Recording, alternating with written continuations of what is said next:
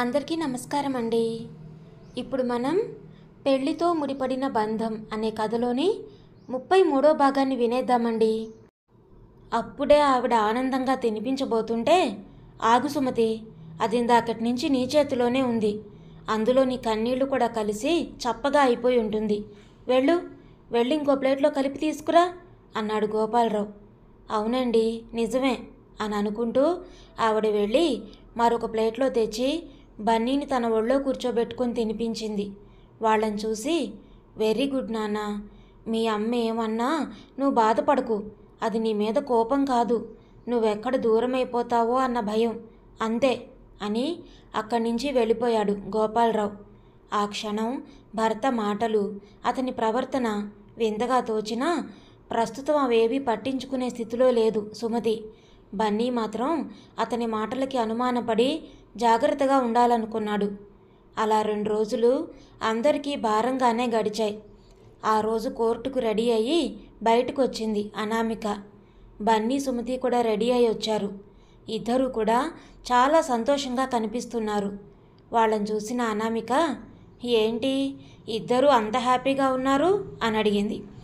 నీకెందుకు, అయినా ఒకరు సంతోషంగా ఉంటే నువ్వు చూడలేవు కదా, కళ్ళు మూసుకో అనంది సుమతి.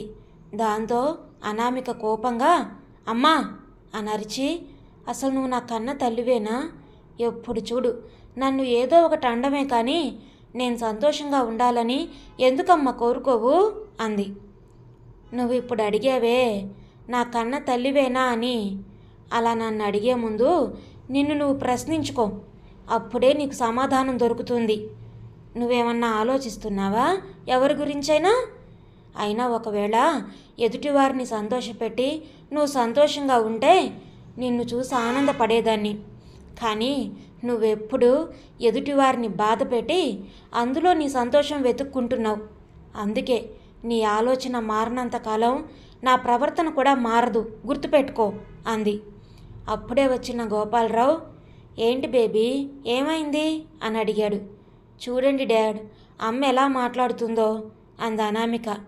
చూడు బేబీ, నేను మీ అమ్మ మాటలు విన్నాను, కానీ ఇప్పుడు అలాంటి మాటలు అనవసరం, లేట్ అవుతుంది పద అన్నాడు. ఇక ఆమె ఏమీ చెయ్యలేక వాళ్ళ వైపు కోపంగా చూసి వెళ్ళి కారులో కూర్చుంది. గోపాలరావు బన్నీ దగ్గరకు వచ్చి బొగ్గపై ముద్దు పెట్టుకొని, జాగ్రత్త నాన్న అన్నాడు. దానికి బన్నీ బుద్ధిగా తలూపి సుమతి చెయ్యి పట్టుకున్నాడు గట్టిగా.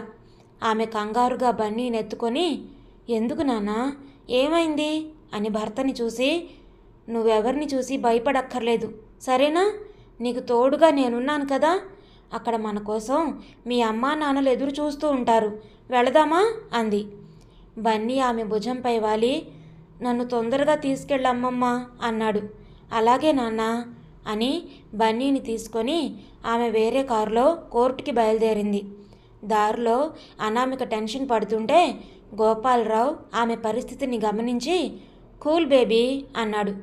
ఎలా డాడ్ కూల్గా ఉండేది, అక్కడ అన్నీ విక్రాంతికి అనుకూలంగానే ఉన్నాయి, ఇలాంటి పరిస్థితుల్లో మనం కేసు ఎలా గెలుస్తాం చెప్పండి అందామె. చూడు తల్లి, చివరి క్షణం వరకు నువ్వు హోప్తోనే ఉండాలి, అయినా మీ డాడ్ ఉండగా నువ్వెలా ఓడిపోతావు తల్లి, చూస్తూ ఉండు, తిరిగి మనం బన్నీతోనే ఇంటికి వెళతాం అన్నాడు. ఏంటి డాడీ మీరు చెప్పేది, నిజమా అంది అనామిక. మీ డాడ్ నీతో ఎప్పుడైనా అబద్ధం చెప్పాడా అని అన్నాడు Gopalarao. Wow, thank you so much dad అని హ్యాపీగా నవ్వుతూ, అసలు మీరేం చేశారు డాడ్ అని అడిగింది. నేనేం చేశానో చెప్తే నీకు షాకింగ్గా ఉంటుంది బేబీ అని అతను ఏం చేశాడో చెప్పాడు. అంతా విన్న అనామిక అలానే చూస్తూ ఉండిపోయింది. ఆమెను కదిపి, ఏమైంది బేబీ అలా ఉండిపోయావు అని అడిగాడు అతను. డాడ్, నిజంగా నేనైతే ఇది అక్సెప్ట్ చేయలేదు తెలుసా, సూపర్ డాడ్, మీరు ఎవరిని ఎక్కడ నొక్కి పెట్టాలో మీకు బాగా తెలుసు, చివరికి ఆ విక్రాంతిని అందరి ముందు ఫూల్ని చేయబోతున్నారు కదా, అది తలుచుకుంటేనే నాకు చాలా హ్యాపీగా ఉంది డాడ్, మనం అనుకున్నట్టు జరిగినప్పుడు ఆ విక్రాంతి ఫేస్ చూడాలి, కాదు నా బిడ్డ అని తల్లిగా తెగ ఆరాటపడిపోతుంది కదా ఆ సుధా, అది ఎవరి కోసమైతే చివరికి పని మనిషిగా కూడా మారిందో వాళ్లే తన్ని వద్దు అని అనుకుంటే అప్పుడు అది పడే బాధ, ఆహా, నా వల్ల కావడం లేదు డాడ్. ఈ టైం ఎందుకు ఇంత స్లోగా ఉంది అని, డ్రైవర్ తొందరగా పోనీ అనంది. అతను సరే మేడం అని ఫాస్ట్గా వెళ్ళాడు కోర్టుకి. అక్కడ సుధా విక్రాంత్తో పాటు ఫ్యామిలీ మొత్తం బన్నీ కోసం ఎదురు చూస్తూ ఉంది. అనామిక వాళ్ళ కారు ఆగ్గానే బన్నీ వచ్చాడనుకొని సుధా ఆశగా ఆ కారు వైపు నడిచింది. కానీ అందులో నుంచి వాళ్ళిద్దరే దిగడంతో బన్నీ కనిపించక ఇంకా అటే చూస్తుంది. ఆమెని అనామిక గమనించి, హలో, ఏంటి చూస్తున్నావు అని అడిగింది చిటిక వేసి. అది బన్నీ అని అంటూ ఉండగానే పక్కనే మరొక కారు ఆగింది. అందులో నుంచి సుమతి తనని చూసి నవ్వుతూ తను దిగి బన్నీని కూడా దించింది. వాణ్ణి చూడక 2 రోజులైందేమో. సుధ ఇక ఆగలేక బన్నీ అంటూ బాబు దగ్గరికి వెళుతుంటే బన్నీ కూడా అమ్మా అని సుధ దగ్గరికి పరిగెత్తుకొచ్చాడు. కానీ ఇద్దరూ కలవకుండా అనామిక మధ్యలో అడ్డుగా నిలబడింది. దాంతో కీర్తి కోపంగా, అలా అడ్డగాడిదలాగా ఎందుకు అడ్డొచ్చావు అంది. ఏయ్, ఎవరే అడ్డగాడిదా? మాటలు మర్యాదగా రానివ్, లేదంటే ముందు నీ సంగతి చూడాల్సి వస్తుంది అంది అనామిక. ఏంటే నువ్వు చూసేది అని కీర్తి ఆమె మీదకి వెళుతుంటే సుధా, ఆగు చెల్లి అని ఆమెను ఆపి, ఒక్కసారి బన్నీని దగ్గరికి తీసుకుంటాను ప్లీజ్ అని అడిగింది. ఆ మాట విని కూడా ఏం మాట్లాడకుండా, డాడ్ పదండి టైం అవుతుంది అని బన్నీని తీసుకొని లోపలికి నడిచింది. బన్నీ కూడా ఏం చెయ్యలేక ఆమెని చూసి ఏడుపు మొహం పెట్టుకున్నాడు.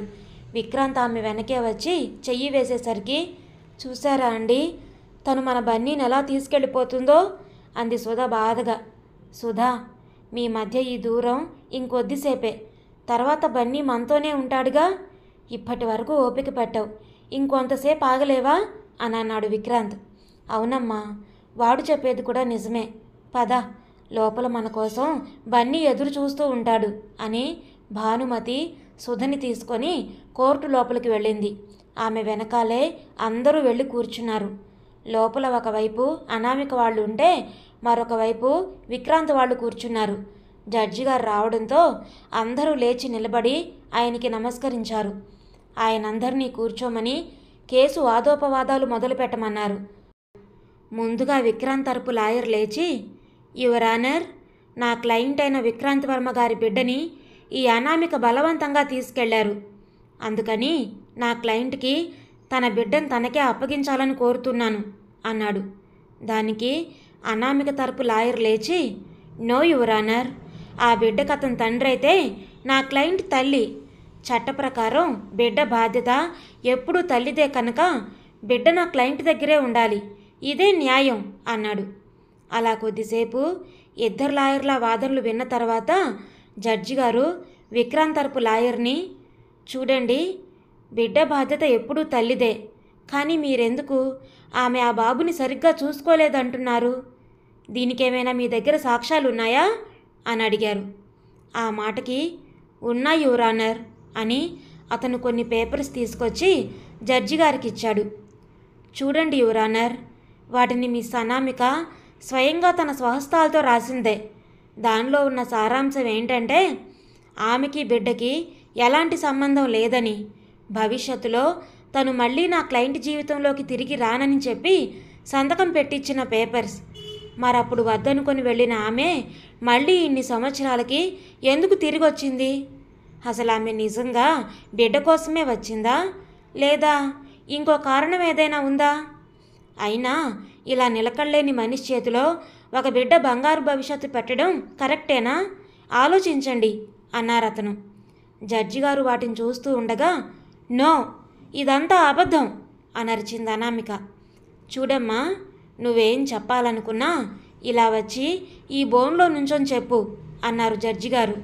చెప్తాను, నాకేమన్నా భయమా అని వచ్చి బోన్లో నుంచొని, నమస్తే జడ్జి గారు, ఇప్పుడు ఈ విక్రాంత్ చెప్పేవన్నీ అబద్ధాలే అంది.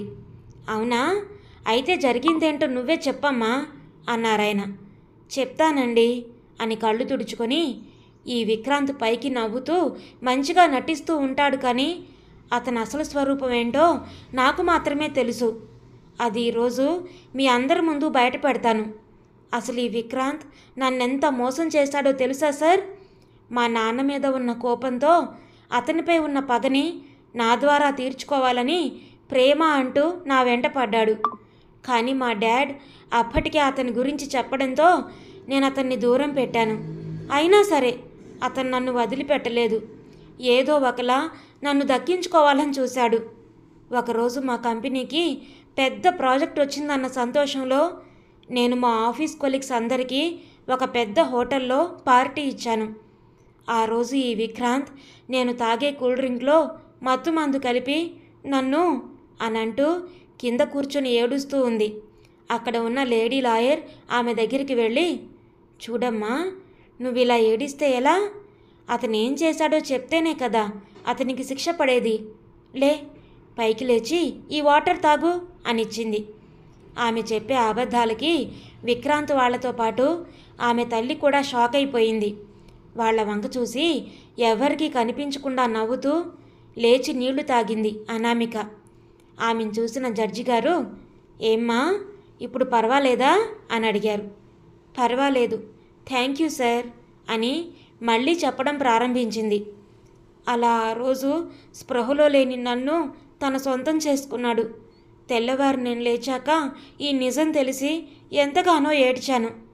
ఎందుకు నా జీవితాన్ని నాశనం చేశావు అని అడిగితే, ఈ దెబ్బతో నువ్వు నీ బాబు కూడా ఇక నుంచి నా కాళ్ళ దగ్గర పడుంటారు అని నవ్వాడు. ఆ క్షణమే నాకు చచ్చిపోవాలనిపించింది. కానీ నేను లేకపోతే నా తల్లిదండ్రులు ఏమైపోతారో అని ఆలోచించి ఆగిపోయాను. అప్పటి నుంచి ఈ విషయం ఇంట్లో చెప్పి తనని పెళ్లి చేసుకోమని మళ్ళీ నన్ను వేధించడం మొదలుపెట్టాడు. కానీ నేను ఎప్పటికప్పుడు చెప్దామని వెళ్ళేసరికి నా తండ్రి మొహం చూసి ఆగిపోయేదాన్ని. ఇలాంటి విషయం ఏ కూతురు తన తండ్రికి చెప్పగలదు చెప్పండి? అలానే ఒక 3 నెలలు గడిచాయి. అప్పుడే తెలిసింది నేను తల్లిని కాబోతున్నాను అని. నాకు భర్త లేకపోయినా నా బిడ్డకి తండ్రి కావాలి. అందుకే తప్పనిసరి పరిస్థితుల్లో అతన్ని పెళ్లి చేసుకోవడానికి నా మనసు చంపుకొని మరీ ఒప్పుకున్నాను. ఇంట్లో మాత్రం మేమిద్దరం ప్రేమించుకున్నామని చెప్పి ఒప్పించాను. నేనంటే ఎంతో ఇష్టం ఉన్న మా నాన్న తన కోపాన్ని కూడా పక్కన పెట్టి ఈ పెళ్లి జరిపించారు అంది. అబద్ధం, మాకసలు పెళ్ళే కాలేదు అన్నాడు విక్రాంత్. జడ్జి గారు అతని వైపు చూసి, మిస్టర్, మీకు కూడా మాట్లాడడానికి అవకాశం ఇస్తాం, అప్పుడు చెప్పండి, ప్రస్తుతానికైతే మీరు కూర్చోవచ్చు అన్నారు. ఆ మాటకి అసహనంగా విక్రాంత్ కూర్చున్నాడు. ఆయన అనామికను చూసి, నువ్వు చెప్పమ్మా అన్నారు. మా పెళ్లి తర్వాత కూడా అతను నన్ను వాళ్ళ ఇంటికి తీసుకెళ్ళాడు. అక్కడ కూడా అతను మాటలతో నన్ను మానసికంగా వేధించేవాడు. అలా ప్రతిరోజు ఏదో ఒక కారణంతో నన్ను అంటూనే ఉండేవాడు. కనీసం నేను గర్భవతిని అని కూడా ఆలోచించేవాడు కాదు. ఇదిలా ఉండగా ఒకరోజు అతను నన్ను కొట్టాడు. అప్పటి వరకు ఏదోలా తనని మార్చుకోవచ్చు అనుకున్నాను, కానీ ఇక నా ఓపిక నశించిపోయింది. అప్పుడే కోపంతో ఆ ఇంటి నుండి వచ్చేస్తుంటే పేపర్స్ ఇచ్చి నన్ను సైన్ చేయమన్నాడు. ఏంటి అని అడిగితే విడాకుల పేపర్స్ అన్నాడు. అప్పుడున్న కోపంలో నేను అవేంటి అని చదవకుండానే సంతకం పెట్టి ఇచ్చేశాను. ఎందుకంటే నాకు ఆ నరకం నుంచి విముక్తి దొరుకుతుందని. కానీ అవేంటో నా డెలివరీ రోజే నాకు తెలిసింది. అవి నన్ను నా బిడ్డని శాశ్వతంగా వేరు చేసే పేపర్స్ అని అంది ఏడుస్తూనే. తన తరపు లాయర్ ఆమె దగ్గరికి వచ్చి, మేడం, ఆ రోజు ఏం జరిగిందో కూడా జడ్జి గారికి చెప్పండి అన్నాడు.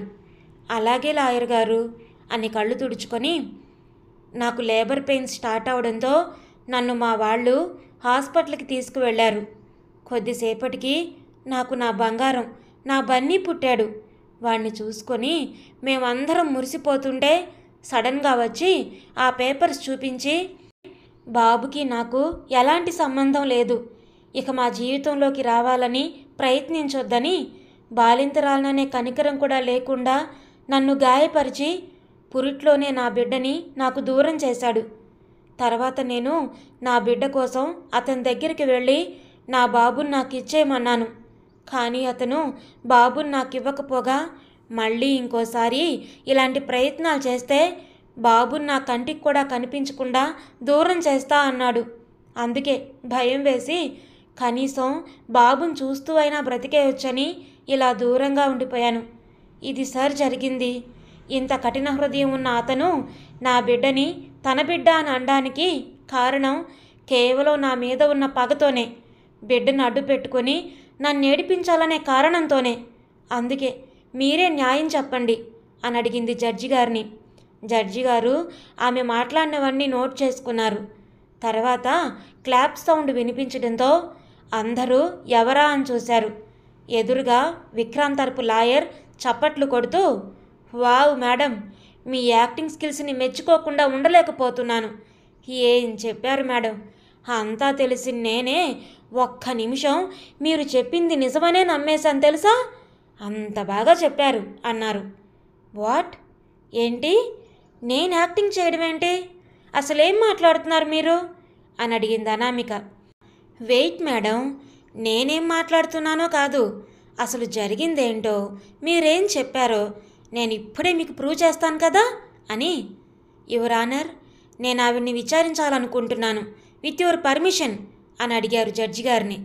ఆయన ఓకే చెప్పడంతో థ్యాంక్ యూ సార్ అని అనామిక దగ్గరికి వెళ్ళి, మిస్సెస్ మేడం మీరే చెప్పండి, మిమ్మల్ని మిస్ అనాలా లేక మిస్సెస్ అనాలా అని అడిగాడు. దాంతో అనామిక అతని వైపు కోపంగా చూడడంతో, అయ్యో అది కాదు మేడం, మీరే చెప్పారు విక్రాంత్తో మీకు పెళ్ళయిందని, అందుకే మిమ్మల్ని మిస్సెస్ విక్రాంత్ అనాలా లేక మీరు విడిపోయారు కాబట్టి మిస్ అనామిక అనాలా, చిన్న క్లారిఫికేషన్ అంతే మేడం అన్నాడు. నేనెప్పటికీ మిస్ అనామిక గోపాలరావునే అంది అనామిక పొగరుగా. ఓ దట్స్ ఓకే మేడం అని. చెప్పండి మిస్ అనామిక గారు, మీరు ఇందాకేదో చెప్పారు, విక్రాంత్ మిమ్మల్ని ప్రేమించమని వెంటపడ్డాడని అని అడిగాడు. అవును, నన్ను ప్రేమిస్తున్నానని నా వెంట పడేవాడు అంది అనామిక. ఎప్పటి నుంచి మీ వెంట పడ్డారు అని అడిగితే, ఎప్పటి నుంచేంటి, కాలేజీ టైంలోనే అంది. ఓ అంటే ఇద్దరు ఒకే కాలేజీనా అన్నాడు. నేను జాయిన్ అయ్యానని తెలిసి తను కూడా నా కోసం అక్కడే జాయిన్ అయ్యాడు, అది కూడా 3rd ఇయర్లో అంది. ఓకే మేడం, మీరు చదివింది సారథి కాలేజ్లోనే కదా అన్నాడు. అవును అంది. సార్, మేడం ఏం చెప్పారంటే ఈవిడ జాయిన్ అయిన తర్వాత విక్రాంత్ గారు ఆ కాలేజీలో జాయిన్ అయ్యారు అని అన్నారు. కానీ ఫ్యాక్ట్ ఏంటంటే ముందు ఆయన జాయిన్ అయిన తర్వాత మేడం వెళ్ళి జాయిన్ అయ్యారు.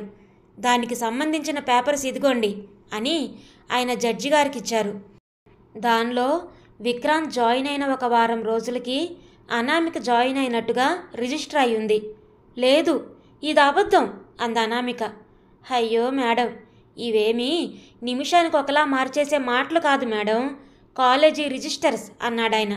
ఏమో ఎవరికి తెలుసు, డబ్బులు ఇస్తే కాని పనంటూ ఏదీ ఉండదు, అలా మార్చి ఉండొచ్చు కదా అందామె. ఓ అలా అంటారా, నిజమే, నేను ఇది ఆలోచించనే లేదు అని అక్కడే ఉన్న ల్యాప్టాప్లో ఒక వీడియో ఆన్ చేశారు అతను. అది అనామిక అందరి ముందు విక్రాంత్కి ప్రపోజ్ చేసిన వీడియో. దాన్ని చూడగానే ఆమెకి చెమటలు పట్టాయి. వాటిని తుడుచుకుంటూనే తండ్రి వైపు చూసింది. అతను భయపడొద్దని సైగ చేసేసరికి లేని ధైర్యం తెచ్చుకొని ఆ లాయర్ వైపు చూసింది.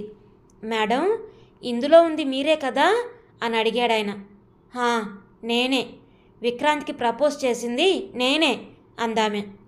Please note this point your honour, Anamika గారు ఇంతకు ముందే విక్రాంత్ ఆమె వెంట పడ్డారు అని చెప్పారు. మరి ఇక్కడ చూస్తే ఆవిడే ప్రపోజ్ చేస్తున్నారు. మరి చూసేది నిజమా లేక ఆవిడ చెప్పేది నిజమా అని అడిగారు లాయర్. 2 నిజాలే అంది అనామిక గట్టిగా. అవునా, అదెలానో మాకు కూడా చెప్పండి మేడం అన్నాడు అతను. చెప్తాను అని. సార్, ఈ వీడియోలో ఉన్నది నేనే, కానీ అలా చేయడానికి ఒక కారణం ఉంది. అదేంటంటే నేను కొత్తగా జాయిన్ అయ్యానని తెలిసి కొంతమంది నన్ను ర్యాగింగ్ చేశారు. అందుకే వాళ్ళతో గొడవెందుకని నేను వాళ్ళు చెప్పినట్టు చేశాను. అంతేకాని నేనేమీ అతన్ని ప్రేమించి చెప్పలేదు అంది. వాహ్, సూపర్ మేడం, మీరు ఇంత త్వరగా అలా ఎలా చెప్పేస్తున్నారు అబద్ధాలు అని జడ్జి గారి వైపు తిరిగి, సార్, ఆ కాలేజీలో ర్యాగింగ్ అనేదే లేదు, ఎందుకంటే ఆ చైర్మన్ గారు అలాంటి వాళ్ళని అస్సలు ఉంచరు, వెంటనే సస్పెండ్ చేసేస్తారు. అందుకనే అక్కడ ర్యాగింగ్ అనే మాటకే ఆస్కారం లేదు. దానికి సంబంధించి ఆ కాలేజీ వాళ్ళు ఇచ్చిన రిపోర్ట్ కూడా మీకు సబ్మిట్ చేశాను చూడండి అన్నాడు. ఆయన వాటిని కూడా పరిశీలించి అన్నీ నోట్ చేసుకుంటున్నారు. ఇక తర్వాత విషయంలోకి వద్దాం అని. ఏమన్నారు? మిమ్మల్ని ఆయన మత్తు మందిచ్చి అన్నారు కదా, అది ఏ హోటల్లో చెప్తారా కొంచెం అన్నాడు. అనామిక అప్పటికి కూడా జంకకుండా ఫలానా అని హోటల్ పేరుతో పాటు ఆ రోజు డేట్ కూడా చెప్పింది. థ్యాంక్ యూ మేడం అని ఆ రోజు హోటల్ సీసీటీవీ ఫుటేజ్ కూడా ఆ లాయర్ అందరికీ చూపించాడు. అందులో అనామికనే మత్తుగా తూలుతున్న విక్రాంత్ని బలవంతంగా రూమ్లోకి తీసుకెళ్తున్నట్టుంది. అది కూడా అందరూ చూసి ఆశ్చర్యపోయారు. అప్పటి వరకు అనామికకి వాటర్ ఇచ్చి సముదాయించిన లేడీ లాయర్ ఆమెని మింగేసేలా చూస్తూ ఉంది. లేదు, ఇదంతా అబద్ధం అని అనామిక అంటుంటే, అరే ఆగండి మేడం, నేను క్లియర్ చేయాల్సిన విషయాలు చాలా ఉన్నాయి అని. ఇప్పుడు పెళ్ళి, మీకు పెళ్ళి జరిగిందన్నారు కదా, దానికి ఏదైనా ప్రూఫ్స్ ఉన్నాయా అని అడిగారు. ఏంటండి మీరు, ఒక ఆడపిల్ల మా ఇద్దరికి పెళ్లి జరిగిందని ఇంతమంది ముందు అబద్ధం చెప్పి తన జీవితాన్ని తానే నాశనం చేసుకుంటుందా చెప్పండి అనంది అనామిక. దాందేముంది మేడం, ఆడవాళ్ళు తలుచుకుంటే ఏదైనా చేసేయగలరు, అలాంటిది అబద్ధాలు ఒక లెక్క చెప్పండి. ప్లీజ్ దీన్ని తప్పుగా అనుకోవద్దు, నేను అనామిక క్యారెక్టర్ కోసం మాత్రమే చెప్తున్నాను, అందరు ఆడవాళ్ళ గురించి కాదు. అలా అయితే నేను ఒక అమ్మాయిని, అర్థం చేసుకోగలరు.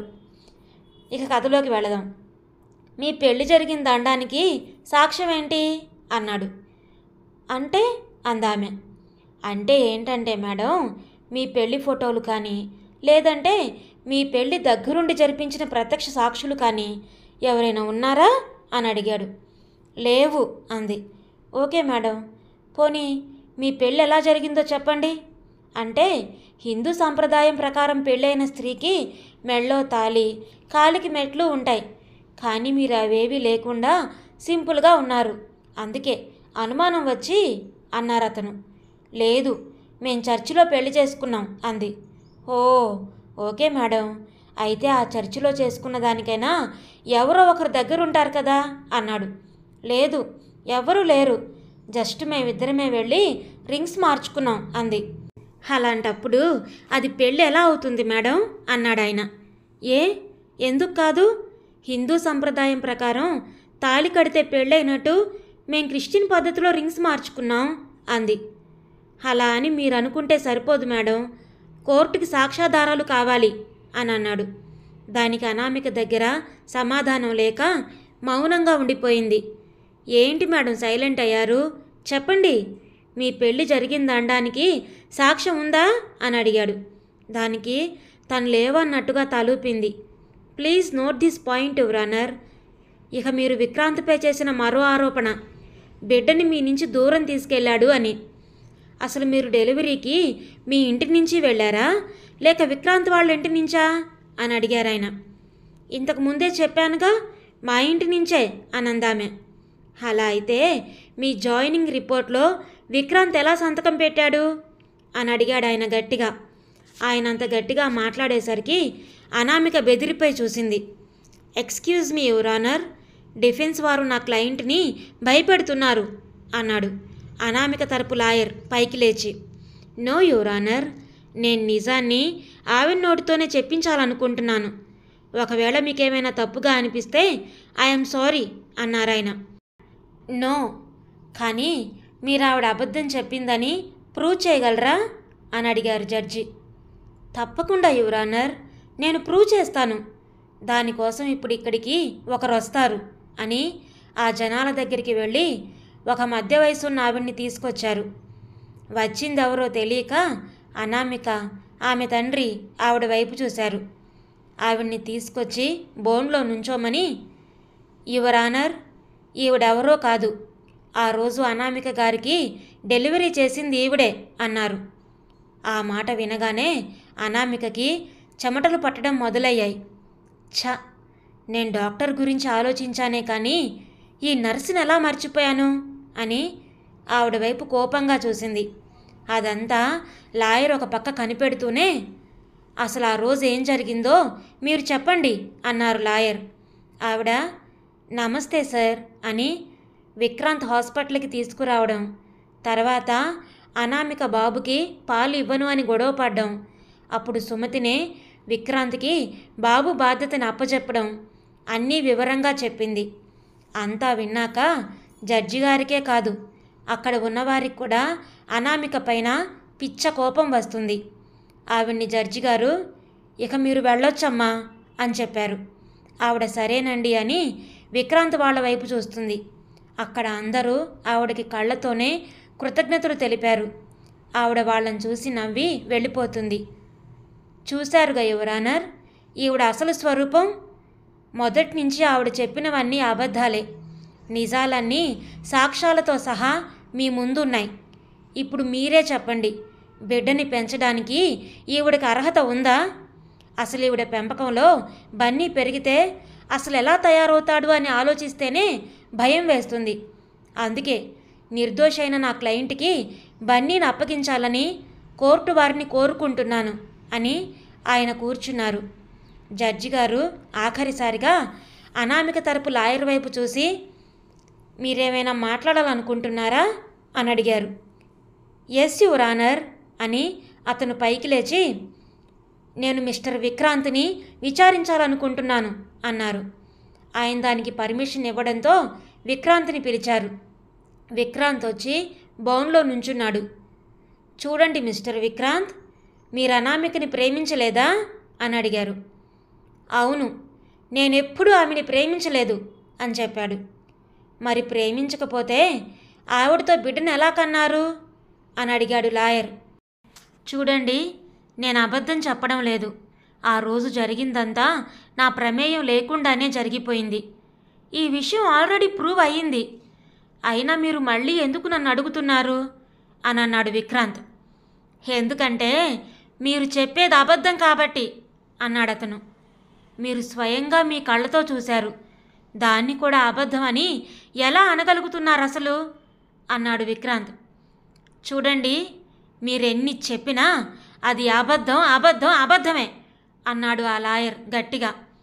కాదు, అతను చెప్పేది నిజం అని వినిపించింది ఒక గొంతు. అందరూ ఎవరా అని చూసేసరికి అక్కడక్కడ ఒంటి మీద దెబ్బలతో తలకి కట్టుతో ఉన్నాడు ఒక అతను.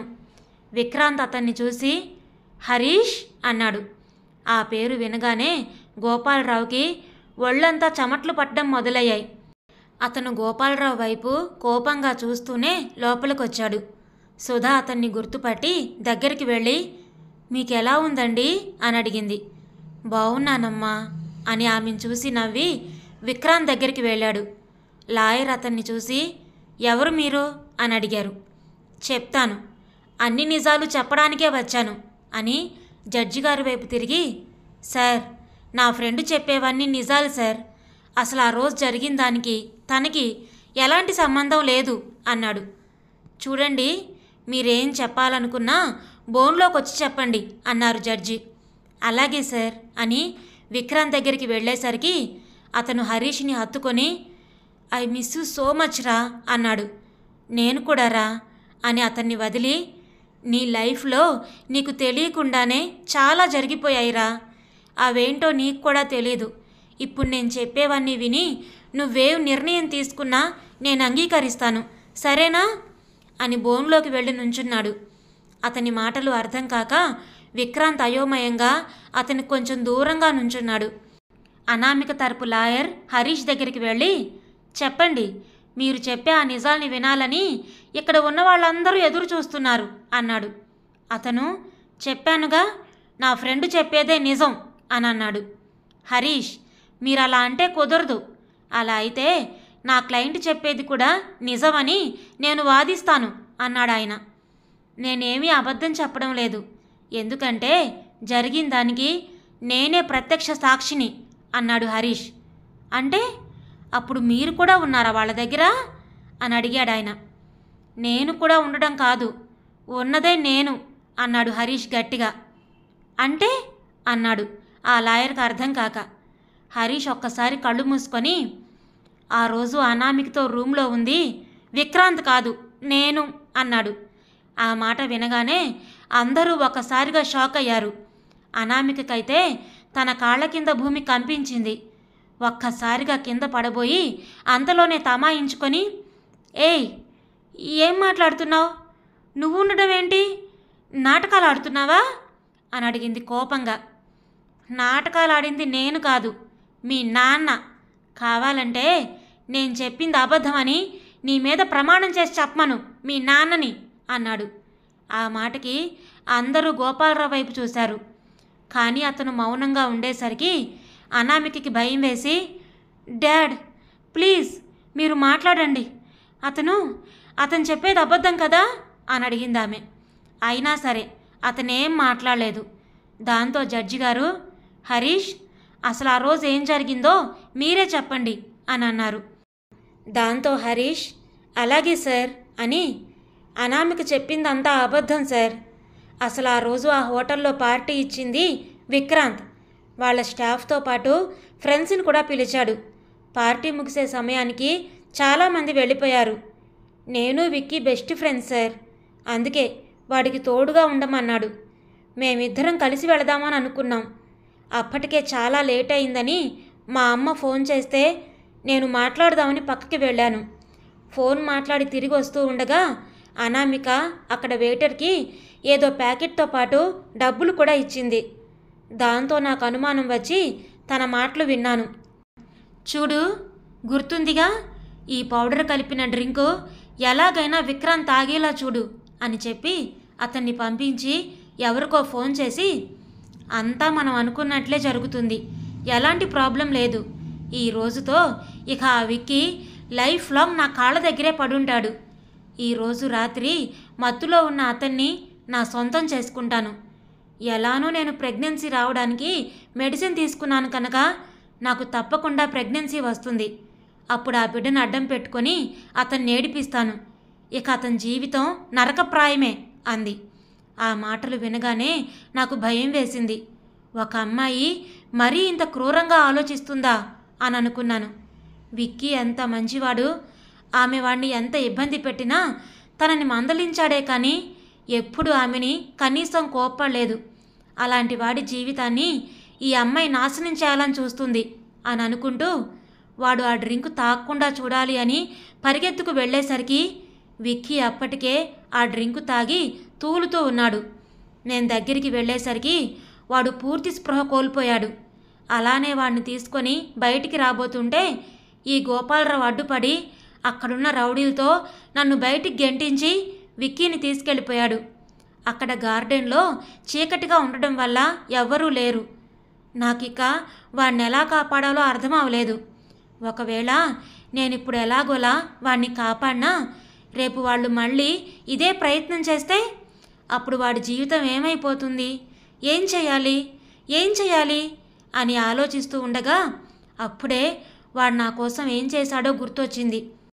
మాది మిడిల్ క్లాస్ ఫ్యామిలీ, మాకు ఇల్లు గడవడమే కష్టం అంటే ఇంకా నా చదువు ఎలా అని అనుకునేవాళ్ళం.